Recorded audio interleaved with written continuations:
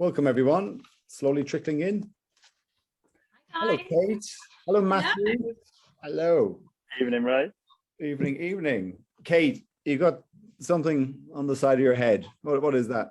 Well, it says ho ho ho. I also have fa la la, so I went with ho ho ho. But yeah, unfortunately I didn't manage to get out to get a Christmas jumper today. So I thought sparkles and a headband. Much better. Will there be an interlude in this session, Kate, where you can come back on in a different costume, a bit like Julie Berry at the Palladium? Yeah. Perhaps this could be the prize for the winner. Yeah. Oh, that sounds good. Yeah. Up for a prize. Worn by Kate, dragged through her hair. Very good. There's value in that.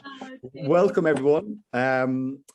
I hope you're settling in. We have our Christmas cases landed, and as do you. I hope, if you haven't, I'm very sure that the Naked team are working on that and making its way to you imminently.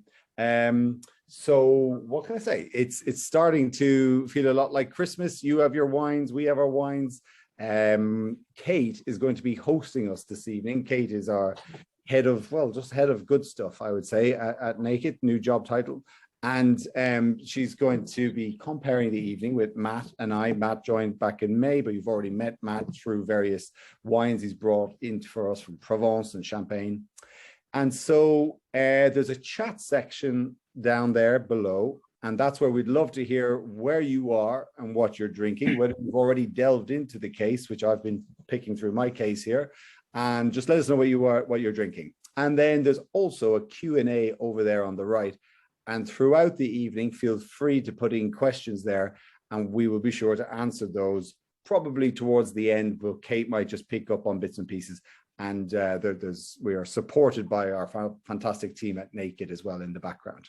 So I will hand over to your hostess with the mostess, Kate Kyo. Take it away. Oh, evening. Fantastic. Thank you for that lovely intro, Ray. And thank you, Ray and Matt, for inviting me along today. I feel really special to be here. And yeah, basically, today, the two of you are going to be going head to head. So I'm basically here to keep you both in check and yeah, make sure that you play fair. So why are we here tonight? Basically, we've all got these wonderful big Christmas cases at home, and we wanted to sort of really give you a bit of inspiration on how best to enjoy all of your wines over Christmas, because there's a lot of wines in that box. So yeah, hopefully, yeah, we want to learn a bit about the wines and how best to enjoy them. But rather than have a boring hour where we just pull out every bottle individually, we thought we'd have a bit of festive fun and turn it into a bit of a competition. So here's how the evening is going to roll. So I have got 6 categories, and we're going to do 6 rounds. So each of these rounds is centered around a particular Christmas occasion. So I'll do a little intro at the start of each one to sort of set the scene. And then Matt and Ray, I want you to you'll have 1 minute each, and I'd love you to pitch and whichever wine from the box you believe makes the perfect drop for that particular occasion. And yeah, and to make it even more fun, we are going to involve everyone who's watching. So at the end of each round, a little poll will pop up on the screen, and you'll have the chance to vote for who you believe picked the best wine, so whether it was Ray or Matt. And then at the end, hopefully, the best wine guy will win.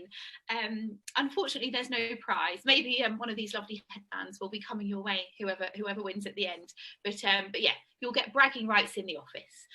And yeah, and like Ray said, please, as we go along, pop stuff in the chat. I'll be keeping an eye on it. Pop any questions you have in the Q&A section, and we'll make sure we keep some time at the end of the session to answer all of your questions. So whether it's, what to pair with a nut roast, or if you want to know a bit more about any of the wines in the case, or any questions you have, stick them in there, and we'll try and rattle through a bunch of them at the end. So without further ado, shall we get cracking with the first round? Yeah. Yeah, this is so exciting. Okay, so we're going to go in chronological order, and so round 1, we are starting on Christmas Eve. And Ray, I'm going to ask you first for this one, but whilst you're pouring a glass, I will set the scene. Yeah, nice wine glass, by the way. Very nice. So Christmas Eve, right? So the presents are wrapped. The turkey is all ready to go in the oven tomorrow morning. You've got your mince pie out for Santa. The kids are in bed. The fire is lit. You're going to sit down, put your feet up on the sofa ahead of the most exciting day of the year. So what wine are you going to be cracking open to celebrate the festivities on Christmas Eve? Ray, over to you.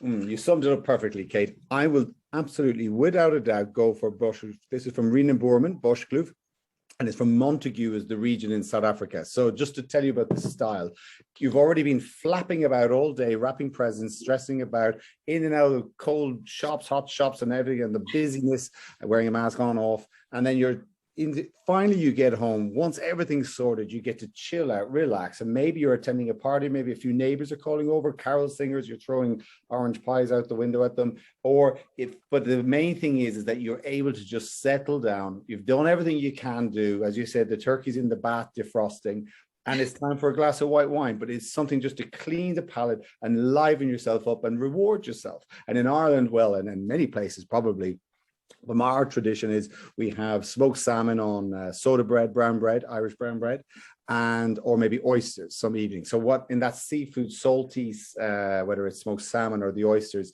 you want something crisp, salivating, fresh. It's all about refreshment on Christmas Eve because it's been you've been busting around all week or even all month.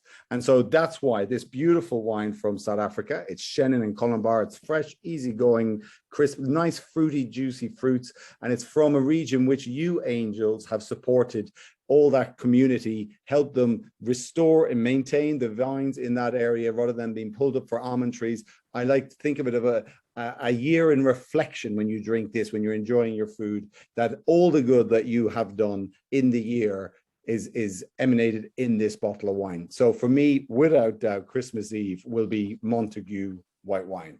Delish. Oh, nice. Can I come around yours on Christmas Eve, please, Ray? That sounds amazing. You've got a ticket to Ireland. Yeah. Yeah. Fantastic. Right, Matt, what have you got for us?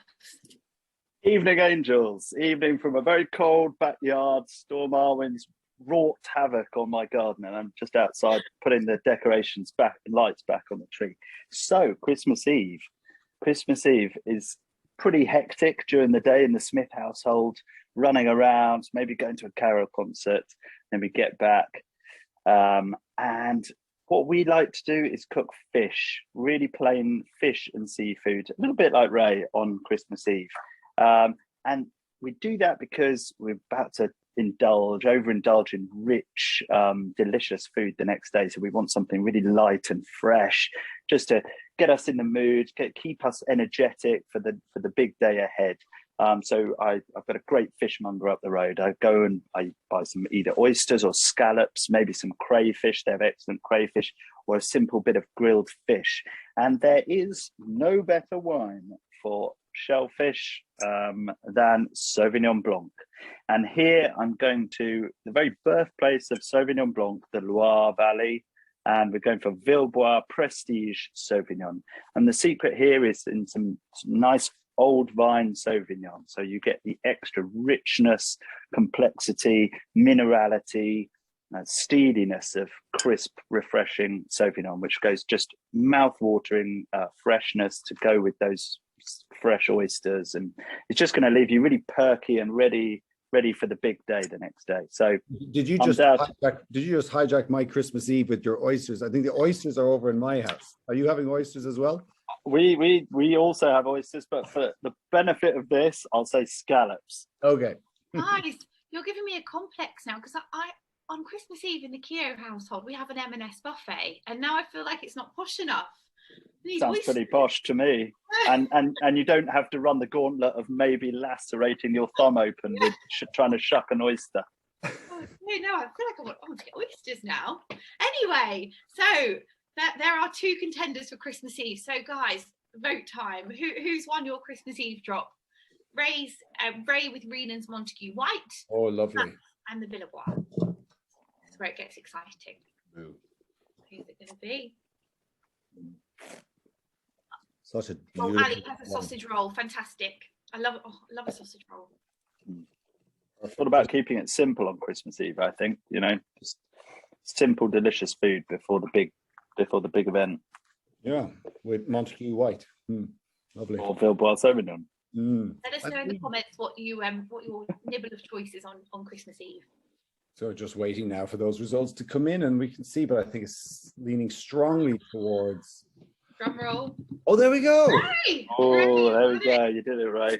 Well, it's good. You've done it's an altruistic vote. You know, you voted with your hearts and your minds and your palates for the people of Montague in South Africa, and you've made a good choice. Thank you. Right.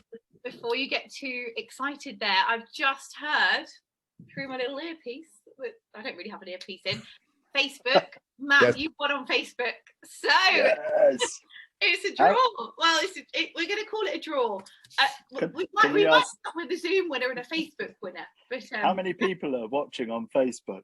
well, Your mum, your cousin, all the people that you asked to tune in and vote for you. I don't know. You've got a pretty big family over in Ireland, I would imagine, Ray. Yes, this doesn't reach. We don't have the internet actually at the moment. So we're going to call that one a draw. Ray, you won on Zoom, Matt on Facebook. We'll see how the rest of the round. Could get messy, this scoring. It's not a competition. You know, it's a celebration of wine. Oh, Oh, it was a competition. I thought that's exactly what it was. it is. It definitely is. Okay. Okay, so next up, I'm going to set the scene again. So it's Christmas morning. You've woken up. You're still in your PJs. You go down, open all the presents. There's wrapping paper everywhere. The turkey goes in the oven. The Christmas songs are on. Michael Bublé's playing. What wine do you open on Christmas Day? Christmas morning, actually. And also, I'd love to know, both Ray and Matt and everyone in the comments, what time is an acceptable time to start drinking on Christmas Day? So I'd love to know both that and what is your tipple of choice going to be this year on Christmas morning? Matt, over to you. Thanks, Kate. Well, Christmas morning in the Smith household would not be Christmas morning without some bubbles. It's mine and my wife's favourite bottle of bubbly of the year, without doubt. We never miss a Christmas without a bottle of bubbly start in the morning. When's early enough? Depends, I guess, when the day starts, when the kids get up. I'm going to say 9:30, 10. You know, all rules are out the window at Christmas, aren't they? You're at home with your loved ones. But there is no better drink to start the big day off with a glass of bubbly. It really perks you up, energizes you. And lots of people may start the day with champagne. But this year I'm going for something a little closer to home, and that's Biora sparkling wine from Charles and Ruth in England. So you can see my magic bottle disappearing there. And in case you sort of disappeared for the last 10 years, you would have realized that English sparkling wine is getting really rather good, and it has been for a long time. And Charles and Ruth are near Canterbury, and they have all of the same soil that's in Champagne. And they make this wine mostly with Chardonnay and a little bit of Pinot Noir. And really, because of that Chardonnay, you're getting this lovely freshness, florals, white flowers and peaches. It's a delicious cacophony of flavors in the mouth, and it's just really fresh, perks you up to start the day. So even when you're bleary-eyed, you've been wrapping presents till midnight or 1 o'clock, and then the kids wake up at 5, there's nothing that a bottle of Biora can't solve first thing in the morning on Christmas Day. Would you have that before your cornflakes, Matt? I might have some on my cornflakes, and no, I would have. Yeah, you know, I don't like cornflakes that much, so maybe I'll just go for this for breakfast. Oh, very good. Nice. Do you trust someone who doesn't like cornflakes? That's what I ask you, voters. You know, maybe some eggs, a bit of sourdough toast, something like that. Yeah. You know, there's a lot of chat in the comments. This is going to be a hard one to beat, Ray. A lot of love for the Biora. A lot of people having box fizz on Christmas morning, and get that vitamin C. Yeah, the earliest person who's cracking open a bottle, I think it was Dave, 6 a.m. Emma, 7 a.m. There's a lot of 10s, 11s. So yeah, I'm really behind. Now about Oh, fantastic. So Ray, what's on the table for the Well, O'Connor household on Christmas I think morning? what really has piqued my interest in this case is the Bermondsey tonic water with a nice serving of Stefan's gin. But this tonic water, if you picture, so when you get up in the morning, depending on your pace, unless you're Dave, although Dave might be on Australian time and he might just be smashing into sort of like keeping up on the Kiwis. But I think I like get up, have a cup of coffee, have some eggs, line the stomach. Actually, what you should also have in your case is this beautiful bottle or tin of the olive oil. You sprinkle that over Delicious. poached eggs, and as you said, sourdough toast, Matt. Line the stomach because it's going to be a very long day of drinking. And then just as you start putting on, peeling spuds, peeling carrots and chopping and getting things heated up and going, a gin and tonic. It's exactly what everyone needs, because everyone maybe starts to get in a bit of a flap because the kids have electrocuted themselves and put the batteries in the wrong way. And what you need is just a bit of a gin, just to take the edge off the morning.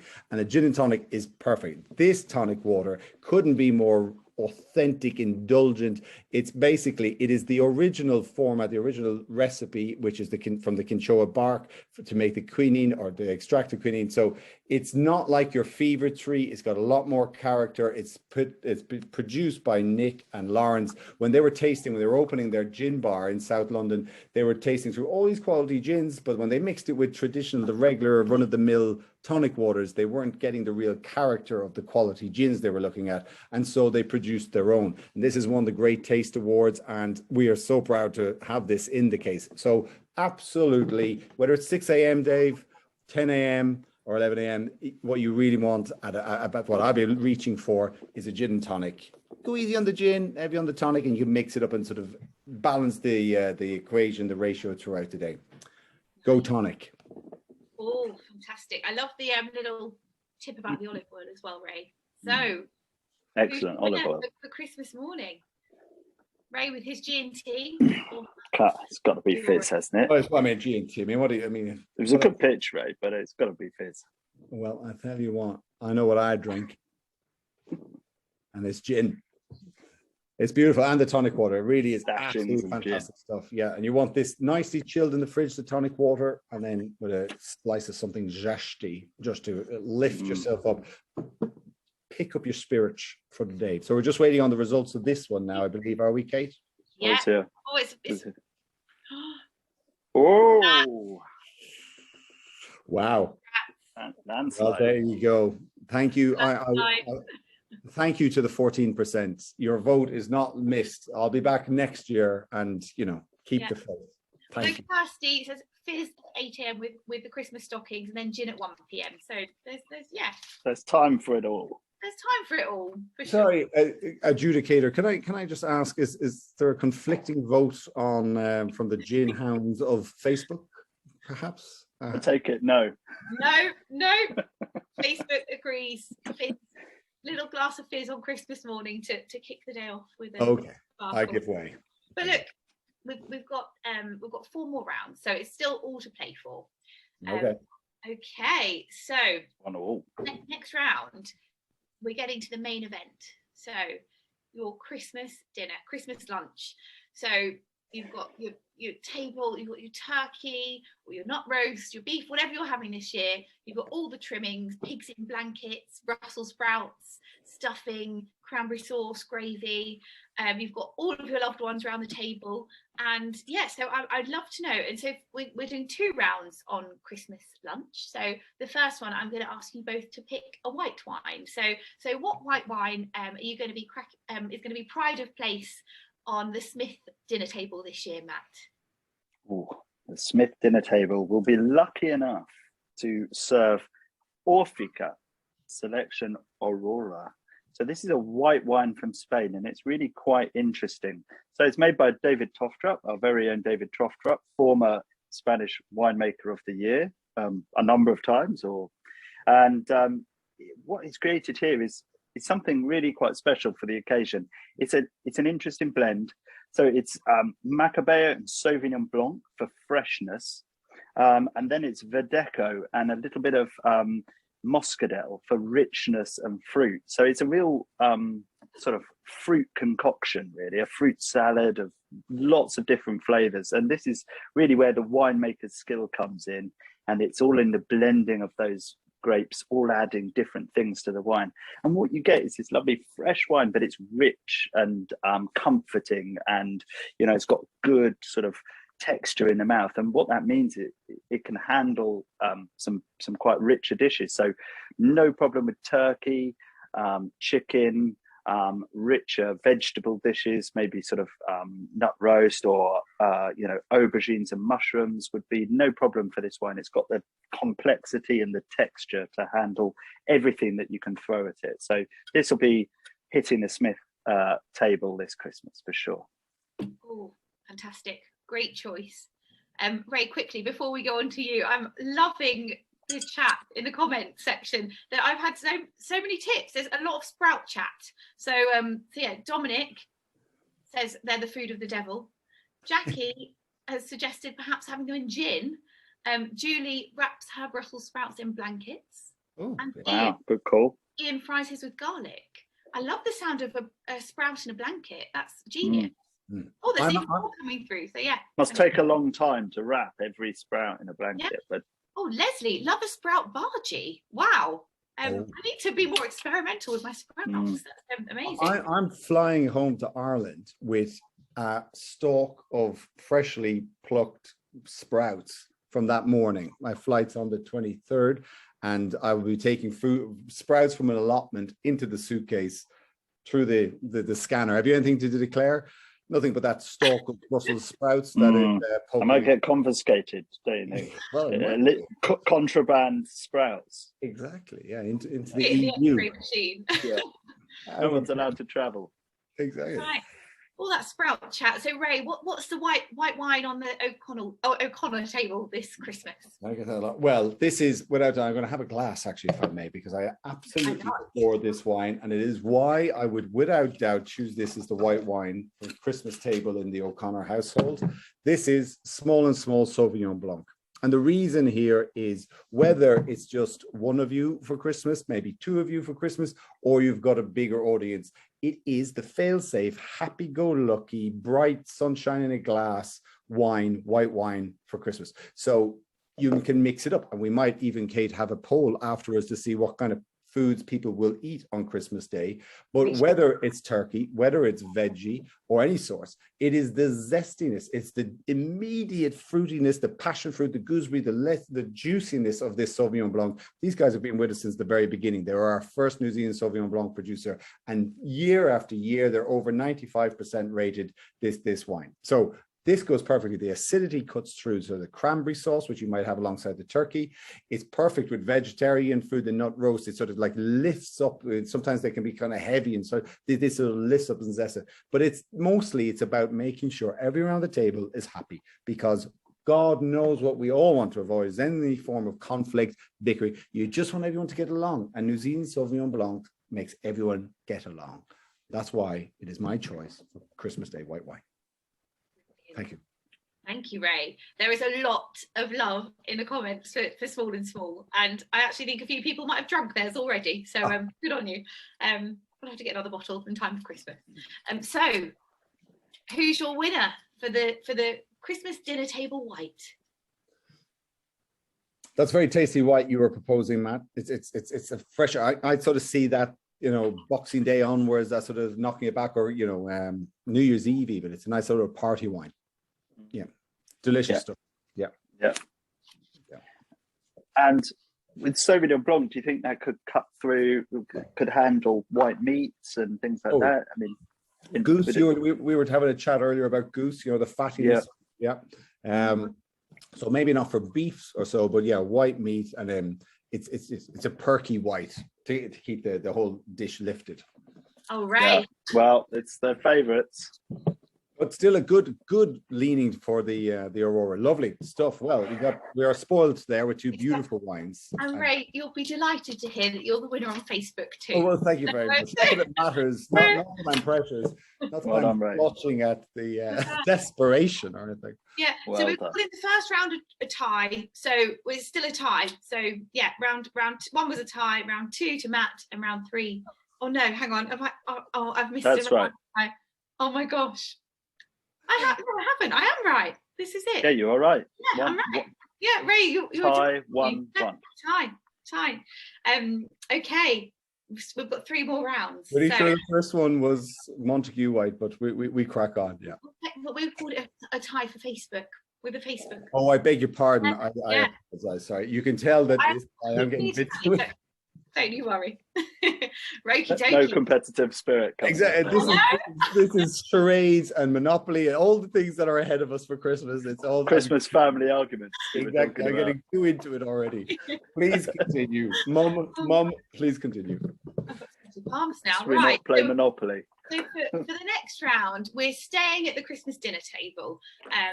So we've done the white. Now I'd love to know what your red wine of choice is on the biggest, most important meal of the year. So Ray, let's go with you first. Well, for me, it's got to be Hamish Maguire. This is Mechanic. It's a Shiraz Cabernet from Langhorne Creek in South Australia. So this is a beautiful, smooth, rich red wine, 2018, a bit of development on it. So it's perfect. It's not overbearing, but what it has is these satisfying berry fruits with nice texture with it. So whether it's turkey, again, you must think about what's around the turkey. If you're thinking about turkey, we must also ask people what they typically eat on Christmas Day. But it's the condiments that go around the table. So the stuffing is quite a strong character, and the cranberry sauce influences quite a bit. And then you put gravy all over that, and it sort of can overtake the pigs in blankets and all those kind of things. So you're not really thinking about white meat of turkey. You're thinking about all the other gubbins around the plate. Or you might be vegetarian, but again, it's all the other characters. And it is this Shiraz Cab, the generosity, the smoothness, the body, and the lifted berry fruit, again, like the Sauvignon, sunshine in a glass. And it really is a crowd pleaser, satisfying and malleable to all sorts of food, veggie or beef or turkey. And so that's what I go for. Also, just as a reminder to all of you, you and us, we helped out when Australia was facing a bit of a crisis when they sort of fell out of love with China. We helped Hamish Maguire and we brought in, they had to stop the squeeze. We wanted to support our Aussie counterparts. So it was also, it's a good thing that you've done this year by helping out Hamish Maguire. Great wine, good cause, and it will go with all the dishes. That's my vote for Christmas Day red wine. Ooh, nice. And I've just noticed, so Amy, Simon, David, Marion, they've all drunk the Mechanic already and are loving it. Paul says, my Mechanic disappeared this weekend. Lovely. So yeah, thumbs up all round. Great. Okay, Matt, tricky act to follow. What's the red of choice on your Christmas dinner table? Well, all of those guys who sadly drunk their Mechanic better choose my option in a minute then. So Christmas Day reds. I've picked Carlos Rodriguez, and it's a Rioja. Now, Carlos is 10 years a naked winemaker this year, so he's made a special 10th anniversary Rioja Crianza from 2018. So it's a bit of a special bottle for him. And I think what he wanted to do here was to really, he lives and breathes Rioja, and he wanted to create the most classic Rioja style that he could to celebrate his 10 years with Naked. And for me, Crianza is like the best balance of aging in oak with the fruit. So I'm not going to get too technical, but for Crianza, Reserva, Grand Reserva, they all spend different amounts of time in oak. And Crianza is still got the fruit and the acidity, but nice, comforting, slightly vanilla, coconutty characters from a mixture of French and American wood. And I think this would make the best Christmas Day red because it's such a versatile wine. It goes great with beef or lamb if you want to go that way, but it has the red fruits and the acidity to handle goose or chicken or turkey, or we're having a cockerel in the Smith household, would you believe? Did you have a car accident? Did you knock into one? What was the exactly. It came really cheap, and it's already been tenderized. But anyway, so it's a really versatile wine, and richer roast vegetable dishes, mushrooms, risotto. If you're going for a veggie option, but this I think is a crowd pleaser if you've got lots of guests around. you know, everyone would love Rioja. It's a perfect balance. It's the perfect crowd-pleasing red. Almost as good as a good Aussie I Shiraz. think this is going to be a really tough Well, a little one. bit lighter and, you know, fresher. And whilst we're waiting for your votes to come in, Olivia on Facebook has just said, I'm putting post-it notes on all of the bottles with Ray and Matt's suggestions. So, yeah, that's awesome. What a great idea. That is good. Yeah, Yeah, that's, I love a post-it note. I've got them all over my place. So who's gonna be? I think this one's going to be close. Yeah, because they're both delicious wines. And Carlos, here's Carlos. 10 years for Carlos. Cheers to Carlos. cheers. Yeah, cheers. Delicious that. Great wine. Fresh. So, what have we got, Kate? Tell us. Oh, it's close. It's close, but Matt has just picked it with Carlos Rioja. And it's a special wine. It's for a special occasion. So yeah. 10 years to Carlos. He'd be over the moon with that result, I think. Well, can I just say to the 347 people that voted for the mechanic that you're not wrong. You know, follow your heart, believe in yourself, follow it through. You will enjoy it. There's no wrong answer, is there? There is no wrong answer, but There's you're a slightly better answer. Than no, but you are right in your answer. And stand proud by the mechanic. Beautiful Shiraz cap. Well, thank you. Well done. So well done, Matt. You're just out in front. We've still got another 2 rounds, so we can, you can still claw it back, Ray. And quickly, there's a lot of chat about what everyone's having for their Christmas dinner. I've seen a pheasant, I've seen a prime rib, I've seen a ham, all kinds of stuff. Kippers and brandy, Peter J. Ooh, cockerel. So let's pop up a quick poll because I'd love to know. I'd love to see who's eating what. Duck, rib of beef. Lovely. Yummy. Gosh. I know my mum's watching this year. Hi Mum. Oh, hello, Jane. How are you, Jane? Actually, there's only 3 of us this year, and we just realised that turkey can be a little bit dry. So we've got a nice, plump, juicy, free-range chicken this year. Very good. That's a good option. I expect, particularly if there's only 3 of you, a great chicken, a much better option, I think. Yeah. Succulent, delicious. Well, Jane, thanks for the invite, but maybe next year. Yeah. Oh gosh, you'd love that. So we have, what's up, Kate? Oh, turkey. 69% of the vote is for turkey. 22% anything but turkey. 8% veggie, and 1% freezer surprise. Please, if you voted freezer surprise, let us know what your freezer surprise is, because I'd love to know. That is brilliant, and a strong representation for the veggies. So thank you very much. I'd also like to hear what you're having, but after the freezer surprise, people have spoken first. Yeah. Fantastic. Of course, there's so many, and also a lot of chat about the big green eggs. A lot of people are cooking their turkeys in the it's very smart. Yeah. Great patience. Absolutely brilliant. If you've got one. Andrew, my freezer surprise. Oh, it's gone now. It's turkey. Hang on a second. Let me. 2004. Excellent vintage. Excellent vintage. It was turkey stuffed with duck or something like that. I've lost the comment capon. Somebody duck, having a capon. Oh no, duck stuffed turkey from Cook. The Cook, the posh. Oh freezer. yeah. That's nice. That's a good call. Yeah. So you don't have to cook it. You prepare it, and it's maybe eating for 1 or 2 smaller versions. Very good. Oh, Mike, my freezer, chicken nuggets and chips. I like your style, Mike. Mike, fantastic. Yeah. Right. Send my 2 boys round to your place to enjoy that as well. Brilliant. Okie dokie. So vegetarian Wellington. I love the sound of that.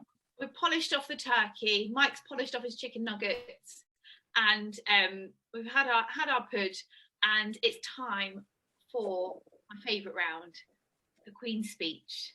So Matt and Ray, I would love to know, what special tipple are you saving this year to enjoy and raise a toast whilst watching the Queen's speech this year?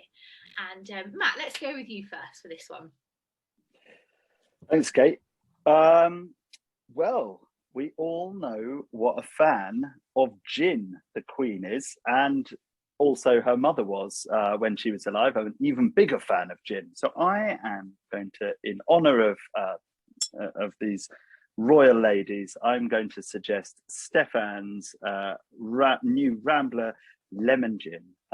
Stefan, our master distiller from Barcelona, and he's created something really special here. This isn't big branded gin. This is real artisanal stuff. He distills the grapes from Priorat, which is a red wine region just to the south of where he lives in Barcelona. So he's already started with a really good spirit, and then he has selected the best combination of citrus fruits. So it's lemon, grapefruit, lime, yuzu, just a great combination. And so what this is going to do for you, you've had your big meal, you're a bit lethargic, you've done a bit of washing up, but you can be bothered to do the rest. You need a pick-me-up, you need a freshener. Think of it like the sorbet in a posh restaurant or something like that. This is a palate cleanser, a lemon gin. Obviously, you're not just going to sit there in front of the Queen knocking back a big glass of neat gin. This needs a mixer, and this is where the Bermondsey tonics come in to play that Ray's talked about. So again, a great artisanal gin like this requires a wonderful mixer, and we have selected the thing. And the cinchona tree, which they get the raw natural bark, the quinine from the bark, actually used to be used as a medicinal compound to aid digestion and to aid bloating and to give you more appetite. So this is like the perfect indigestion relief after the big meal, and it's really fun, and it's a gin and tonic. It's not a pack of Rennies. So go for this wonderful artisanal gin and wonderful artisanal tonic. The Queen would be proud of you. Excellent. Michaela says that using the gin as a palate cleanser is a great excuse. I love that. And I'll probably be using it too. Anyway. Brilliant. Okay, Ray, what are you cracking open for the Queen's speech? Well, growing up in Ireland, it was a very special occasion. We've had our meal and we'd all get together. We'd all sit around. We see the hour coming. It's almost 3 o'clock. We'd sit down in front of the television, everyone, all the toys in front, and everyone would settle in, waiting for the hour to click into 3 o'clock. And we turn on the telly and we start watching Home Alone. And the excitement and the buzz in the room was just palpitating. And then I moved to England.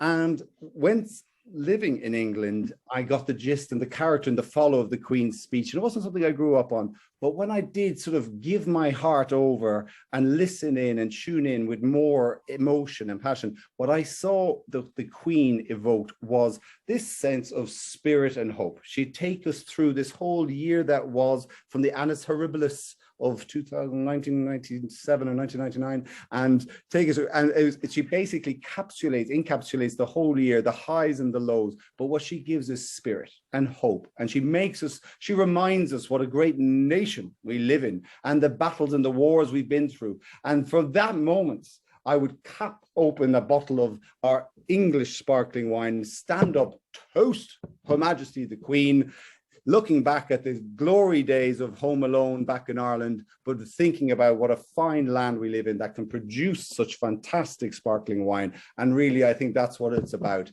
Whether you follow the Queen or not, it is about the spirit and the hope and the unity of the nation. And I say hurrah to Her Majesty. Hurrah. Well, cheers to that, Ray. Wonderful. So, who's it going to be? What will be in your glass for the Queen's speech? So, Matt and his G&T, or Ray and his English bubble? For the Queen. Do it for Queen and country. Macaulay Culkin. Macaulay Culkin. We should probably do a poll on the best Christmas film as well, because I mean, Home Alone's got to Home Alone would steal that. I think I've watched it 3 times already, and it's not even December. I love a bit of Elf as well. And I feel a bit like the Grinch with no Christmas decorations up today. Tomorrow. Die Hard. Great Die one. Hard in the comments. Oh, Matt! Oh, so close. Oh my gosh, let's see what's come through on Facebook. I mean, Oh my goodness, that's close. It sounds like stirring speech though, Ray. Matt, you've won on Facebook. There was something in my eye as you were saying that. Oh my goodness. Okay, so it's 3-4 So not only did I lose that round, I also lost my passport and my heritage back in Ireland. Like, sorry, pal, you sold yourself out on that Christmas gig. You can keep your home alone. And you can, Don't worry, Macaulay Culkin will bail you out. Exactly. You know what? We've still got one round left, so we can make it a draw, and then if it's a draw, maybe we'll have time for a cheeky tiebreaker. Yeah. So what's the score, Kate? Am I winning by 2? I'm winning by 2, aren't I? So Matt, you've got 4, Ray 3, because we're counting that for the first tiebreak at the beginning. So 3-2 or 3-4, depending on how you come. And I would just like to encourage everyone, I don't need a pity vote, to make me feel good to have a draw, but hopefully I can enthuse you with the wines that I'm about to share with you from your Ray needs a pity vote. This is bad, isn't it? Did I not win the last 2 rounds, Kate? Matt, it's only a game, Matt. You did, but Ray has won 3. You drew on the first one. Matt won the second one. Ray won the third. Matt won the 4th. I won the Carlos Rodriguez. Let's not get into it. Can we have a recount, please? Can we have a recount? This is like I feel like Donald Trump with his rigged voting. We'll go to the official adjudicator. Yeah, give you some time to recount. Obviously, it doesn't matter, but it does matter. We have wine to chat. It's 4-2, Chris. It's 4-2. Okay. Yeah. Rachel on the gin. Well, yes. Okie dokie. So we're on our final round, which is Boxing Day. So I'll set the scene for you. So all of the excitement of Christmas Day is out of the way. You're absolutely stuffed. You've got a fridge full of leftovers, and you're ready for a day on the sofa. And whether it's whatever your leftover of choice is, whether it's a turkey sandwich, bubble and squeak, my favourite, turkey curry, Alka-Seltzer, whatever it is, what is your go-to drink on Boxing Day? And also for that kind of, that in between, like crimbo limbo, those days between Christmas and New Year where you don't quite know what day it is and you just want a lovely glass of wine to turn to. So Ray, what's your go-to for those days after Christmas?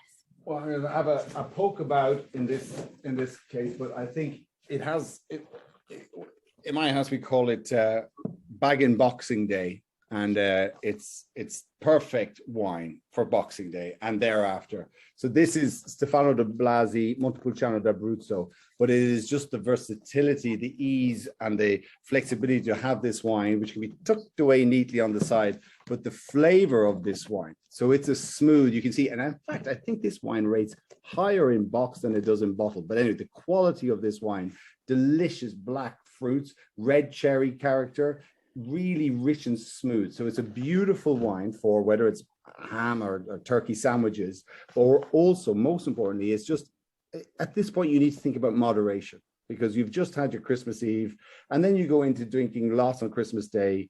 You got the 26th, 27th, the 28th, the 29th, the 30th, lots to go through, but you don't need too much wine. Remember, everyone, just have a little glass and you can temper it. And the box stays good thereafter. It's sustainable. There's no glass in it. It's lightweight, so you can feel good, show off the beautiful packaging to your friends. But it's something that when you come in from visiting neighbors or cousins or friends, then you just have a glass at the end of the day and you don't need to open so much wine. That's why this box wine is perfect for that period from Boxing Day right up to New Year's Eve when you have something else. It's a fantastic wine. Stefano de Blasi, winemaker of the year this year, invested in sustainability. And without doubt, this is what I'll be sort of tipping into over those days in between. Wonderful. Box wine for Boxing Day. It feels, very fitting. And there's a lot of love in the comments for the box wine. Tony says this box wine has converted him to wine in a box, which is wonderful. That's just what we want to hear. Great.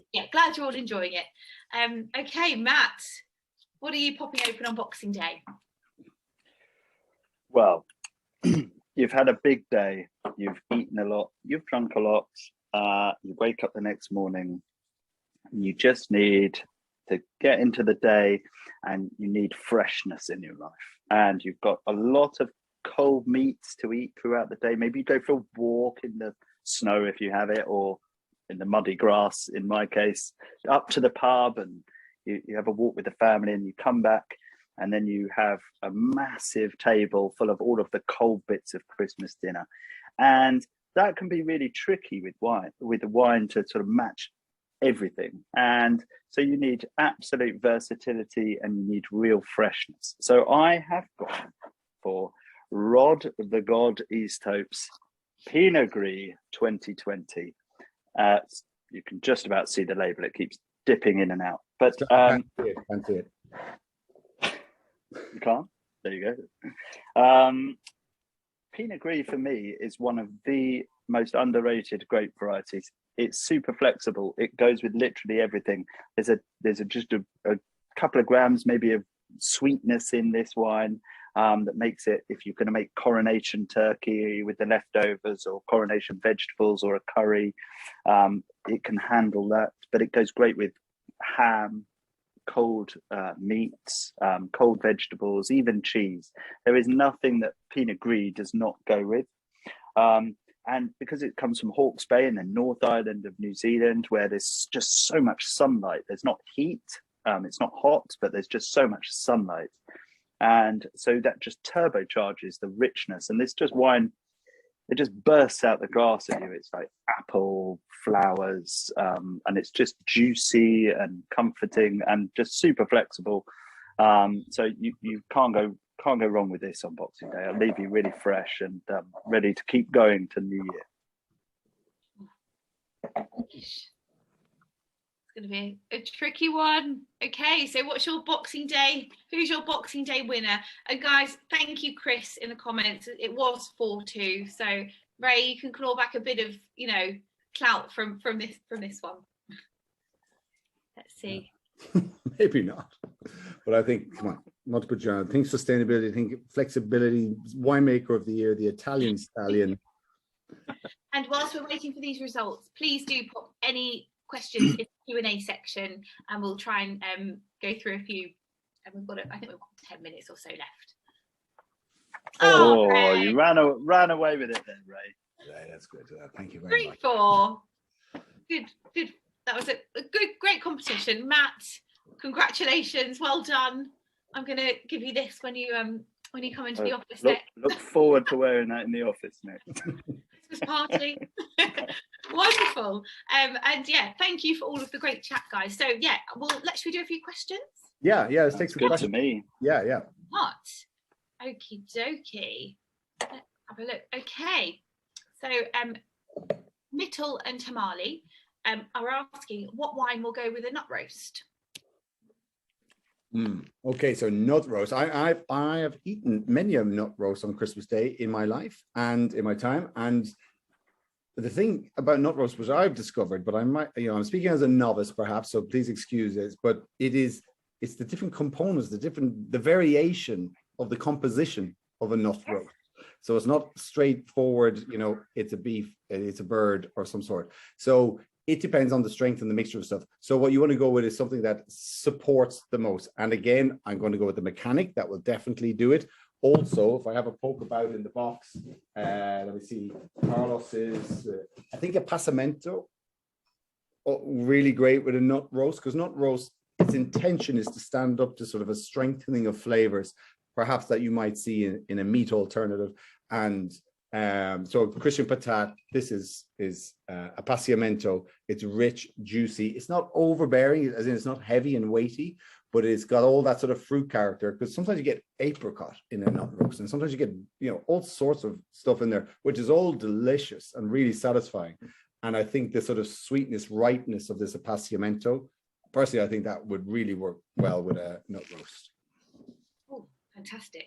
Great. And if there was a white wine version of that, I think, as always, I'll go with that New Zealand Sauvignon Blanc, small and small. Yeah. Very nice. Maggie, and Maggie's just the last one I've seen, because there's been a few in the comments, has asked what wine is from the box is best with cheese or wines? That's good question. obviously port is the classic with cheese, and we've got a great port in there, and it's a little bit fresher than other ports as well. So it could double up. It could actually go quite well with Christmas pudding as well. If you like to serve Christmas pudding, it's got lots of fruit. It's quite a young port. It's quite fruit driven. But port goes great with cheese. So again, going back to what Ray said, the appassimento, there is some sweet ripe fruit in there, and that would go great as a sort of, if you don't like anything as sweet as port, but you like a little bit of heaviness and richness. And then, of course, if you're like lighter, more acidic cheeses, goat's cheese, then Sauvignon Blanc is fantastic. So you could go back to the Villebois, or you could have the small Sauvignon, but the Villebois would be fantastic.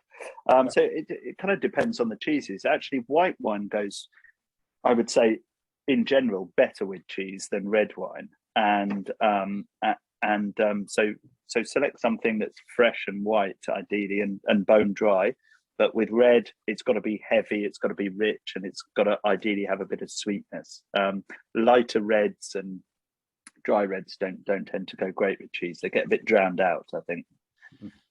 Oh, that's good to know.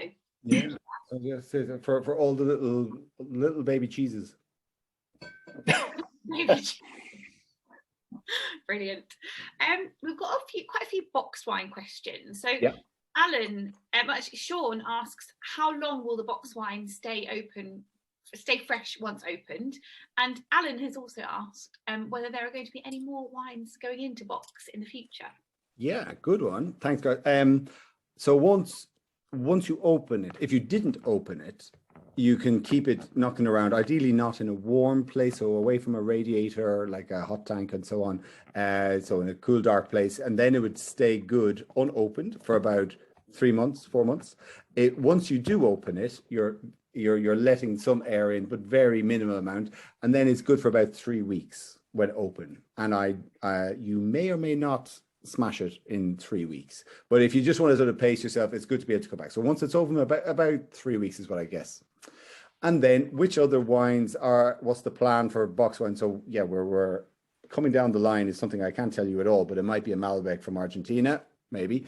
And then we will, I think what we've seen from the positive response from Galadoro Reserva from Hermano Veloso, 99% buy it again rated, which wow. I think is the highest rated, well, incredible ones, but it's incredibly rated. Yeah, 99%. Stefano has his Trepanizzi, Benjamin Darnaud with his Picnic Rosé, and then you have this Montepulciano d'Abruzzo. So everything that we have seen that you've told us suggests that you like, and the quality, of course, the quality stands up, otherwise we wouldn't share it with you. So we'll be doing more. To be truthful, we don't know yet which ones, because we're just about to come up for air, and in January we'll go, okay, what the hell just happened there? And then we'll say, here's how we go on again. But we will definitely be adding, a few more to our range from box wine, because we appreciate the sustainability value, also the social element of not drinking too much, where you can sort of dip in and out of it, and it's the quality is fantastic. And remember, technology in the impression of box wine or bag and box from years ago is completely different now. It's you must think of the positives of it rather than any sort of like impression you had from student days or anything like that. It's excellent wine when you want it on tap. What is not to like about that? And you can have this much or that much, and it's just fun. And then when we get back into sort of a festival or camping season, you take one of these, and it's just so easy. So we are all completely sold on boxed wine. So there will be more. Watch this space, but probably let's say April, May, when the new stuff starts to come in. Nice. That's exciting. Some new box wines on the way. Yeah. When you go camping, you take the box off, and it becomes a convenient pillow as well. There you go. Top tip. And a little nuzzle. If you can't sleep at night and you have a nightmare, just have a little. Exactly. Please, pop in the comments if there's any wines you'd love to see in a box next year. Yeah, please. Great. Great. Yeah, love to see absolutely. that. There's been quite a lot of chat about the olive oil, both how to enjoy it and also how to open the tin. So if you've got any tips on that? I'm sure. I can go on that. I'm a massive advocate. Master opener. Yeah, so to start on the opening, because I did this earlier. So let's just point to the front. Okay, so this is closed. It's like that. So there is a bit, you have to stick your nail in the middle towards exactly the middle, the upper bit, the longer bit, not towards the edge bit, but the longer bit. There is a clip there. And when I pull it up, you'll see it. And you see that little pokey bit there. That is your catch. You bring that up, and then you put your finger in the ring, and then you pull it up like that. Oh, wow. And then you turn it like that. And then, like I did with my tortellini earlier, you pour heaven and you just lash it on there. But so that's how you open it. And then to close it, you screw it on, and you don't really need to put it back down again. You just leave it up like that. And then I have it all the time on eggs, on poached eggs. It's fantastic. And that's when you go, I didn't know that olive oil goes with such sort of, you know, you can go put it in salads and so on, but really on poached eggs, it's fantastic. On nicely charred toasted sourdough, drizzle on top, and a bit of rock salt. If you live in London or wherever you live, but you know, when I used to live in London, there was these Turkish shops, and they have these lovely long breads. The flatbreads with the seeds, the sesame seeds on. Yeah, but they're not the folded flatbreads, but they're these long, beautiful breads. And then you just cut them and toast them under the grill, but put olive oil and then dip them in olive oil with rock salt is fantastic. Wonderful. So it's sort of olive oil that you would have had on holidays, and olive oil, but not as you know it. And so give olive oil a chance. It's so good. The quality, and I will say for the past, well, since I've been at Naked, but you know, since we started, this was the first olive oil we started with Frank Massar. And I remember it was Rowan and Eamon and I, we went for a meal with him, and he told us about it. And we said, well, that sounds fantastic. And we tasted it, and we said, wow, we've never tasted anything like that. So let's say that's 2015. And thereafter, a couple of years of doing it, we went, well, maybe we should try something else. And we've tasted wine, we've tasted olive oil from Greece, South Africa, Portugal. We keep tasting, and I know there's other great olive oil out there, but nothing that we've seen, and I travel a lot, has touched that. Let us know if you haven't, but it's such an outstanding olive oil. So then I'm just drinking a glass of it right here. Right. It just goes down so delicious. Smooth, coats the mouth like, you know, paint, but it's fantastic.